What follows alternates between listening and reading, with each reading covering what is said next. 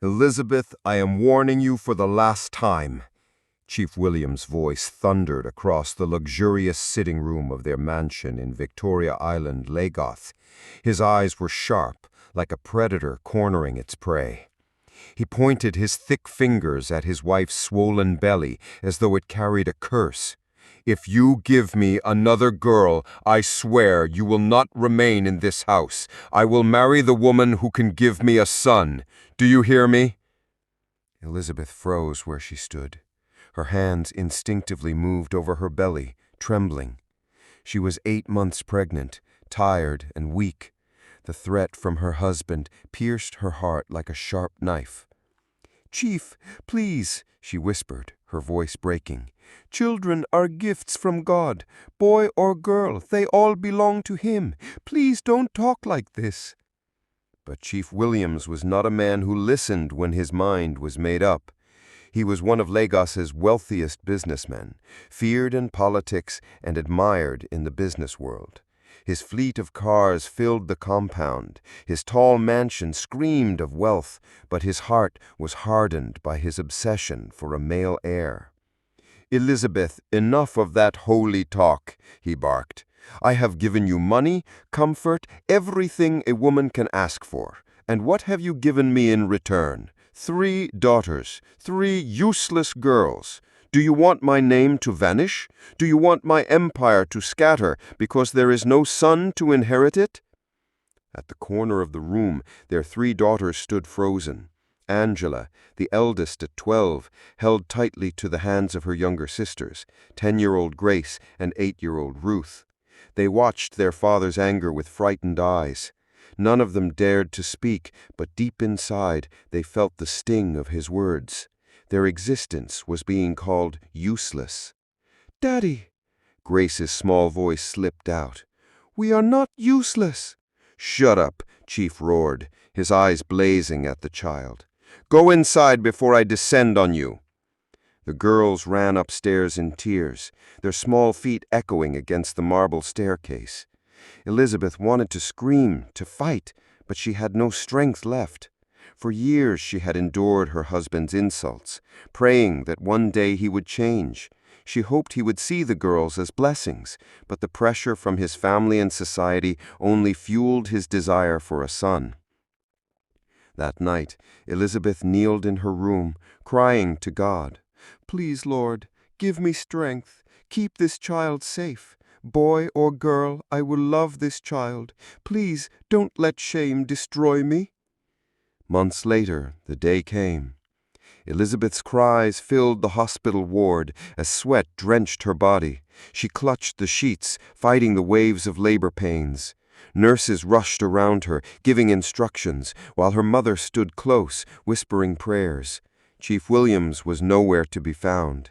He had refused to come, insisting he would only appear if the baby was a boy.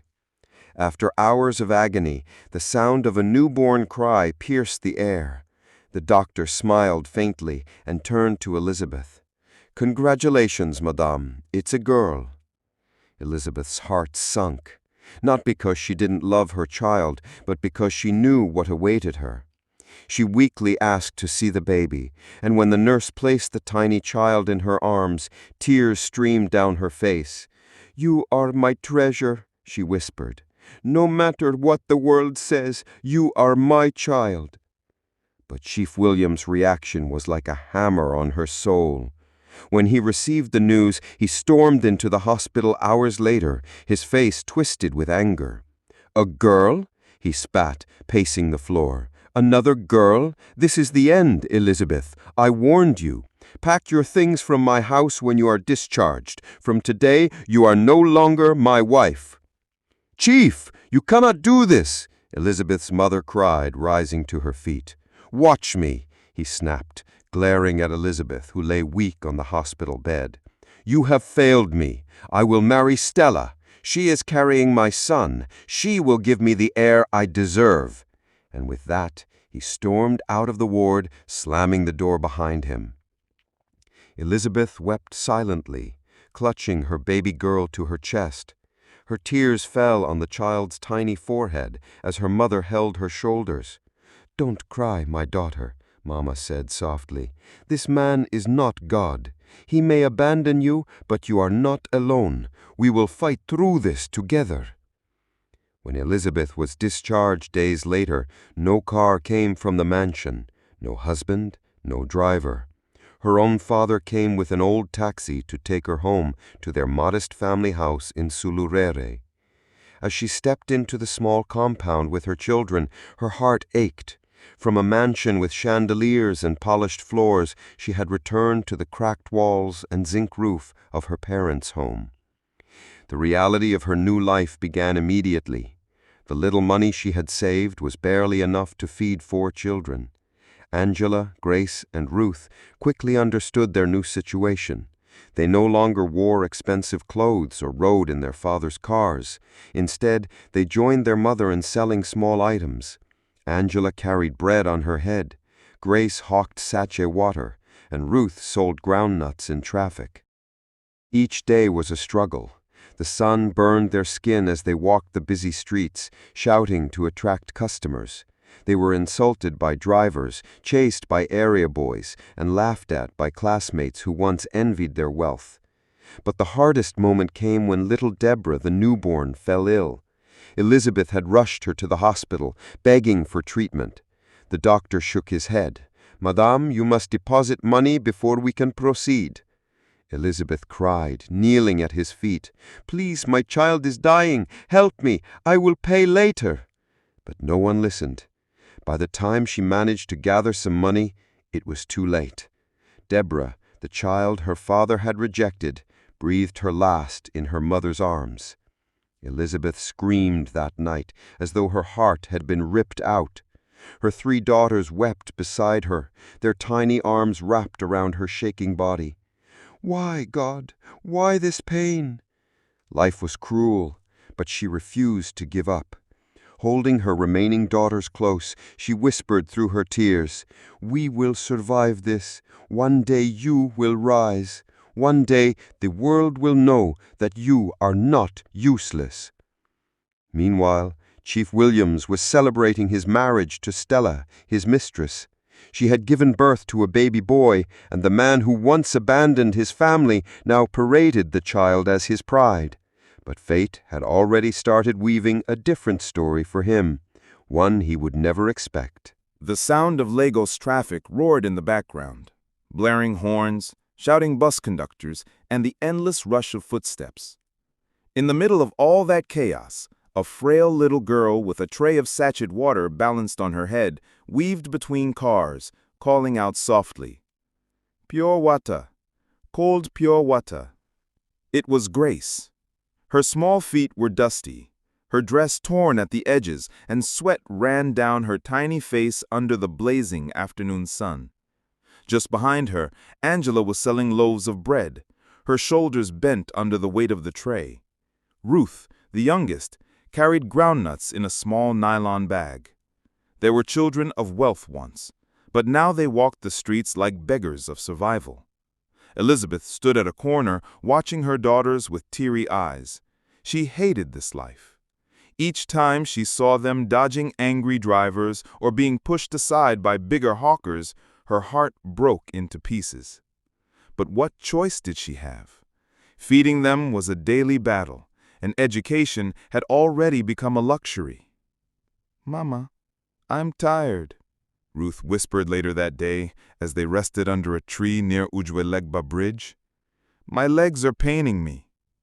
Elizabeth bent down and gathered the child into her arms, kissing her dusty forehead. "I know, my baby, I know. Just hold on for me. One day it won't be like this again." Angela, at 12, was already learning to silence her tears. She sat quietly, staring at people walking past in fine clothes, holding ice creams and snacks. She remembered when she used to be like them, when Daddy used to lift her into his car after school and tell her she was his princess. That memory was now like a sharp thorn. She clenched her fists, asking herself, "What did we do wrong?" But the cruelty of her father's rejection never left their lips. Elizabeth had forbidden them from cursing him. "Don't hate your father," she always told them. even when her own heart was full of bitterness. Pray for him. God sees everything. Life pressed harder when baby Deborah's death came like a thief in the night. She could still hear her last cries, the weak gasps, the doctor's cold words. "Madame, it's too late." She had run barefoot into the rain that night, carrying the lifeless child in her arms, wailing until neighbors came to hold her. At the burial, under a tree behind her father's house, Elizabeth knelt in the mud, her dress soaked with tears. She touched the small mound of earth that covered her baby. "Forgive me, Deborah. Forgive me that I couldn't save you." Her voice broke, and her girls huddled beside her, crying too. The neighbors whispered. Some pitied her.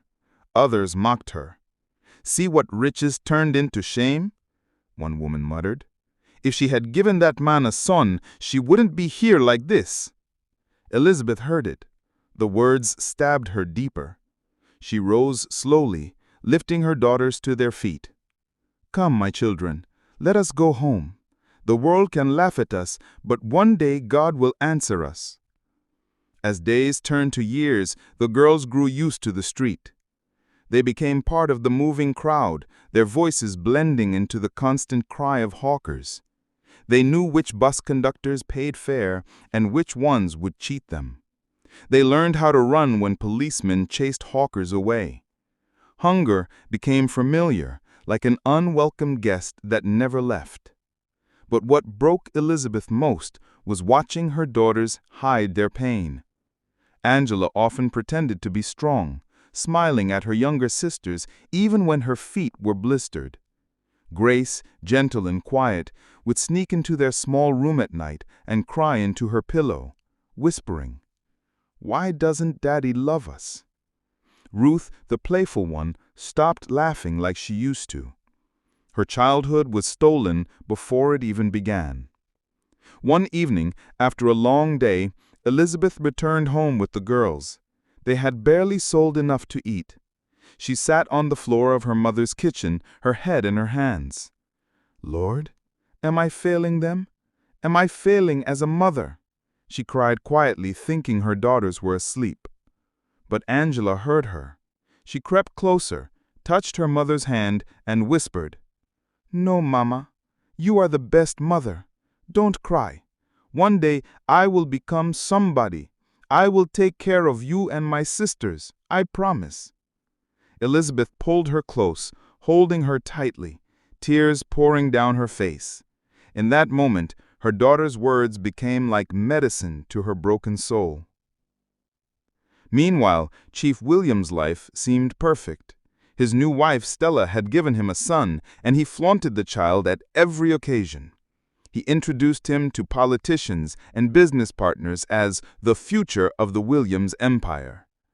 But what he didn't know was that Stella had no love for him. To her, she was just a ticket to wealth. She dressed in expensive clothes, traveled abroad, and wasted money without care.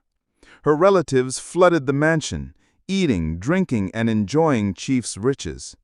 Slowly, the empire began to leak like a basket holding water, but Chief was too blinded by his pride to notice. Back in Surulere, Elizabeth's girls continued to push through pain. They faced insults from other children who mocked them for being fatherless. In school, Angela was laughed at when she couldn't pay her fees on time. Grace was once sent out of class for lack of textbooks. Ruth went home hungry many days. But instead of breaking them, it made them stronger. Angela studied by candlelight at night, determined to be the first in her family to graduate. Grace found comfort in drawing and writing poems in an old notebook.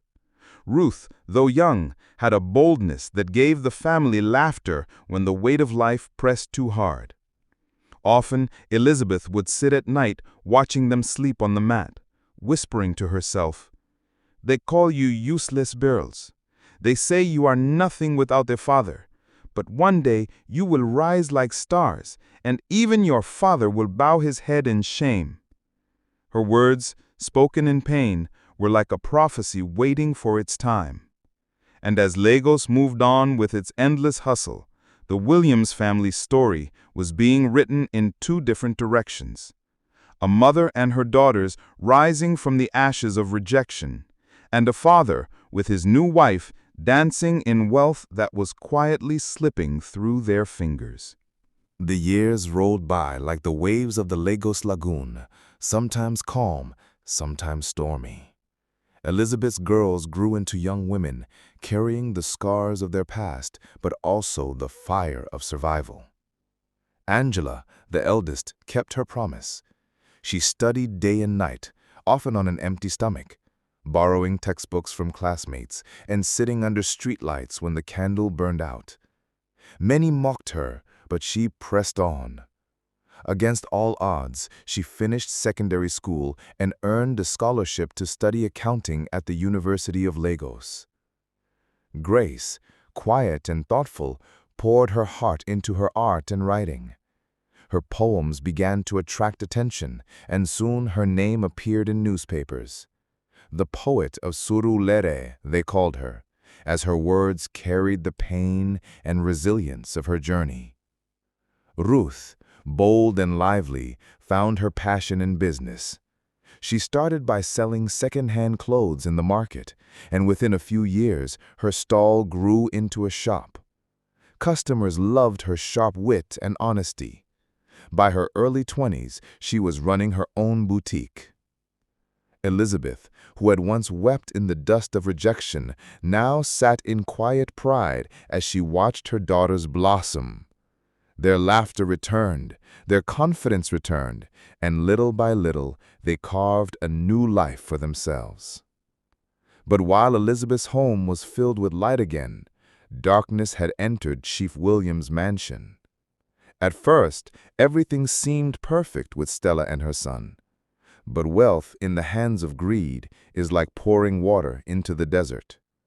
Stella spent money like rain, throwing parties, traveling, and spoiling her relatives with Chief's resources. The boy, Samuel, grew up entitled, rude, and reckless. By his teenage years, he was a constant troublemaker, fighting, drinking, and eventually falling into drugs. Chief tried to control him, but it was too late. Stella had raised him with no discipline, and he saw his father as nothing but a wallet. One fateful day, Chief discovered that his once booming businesses had crumbled.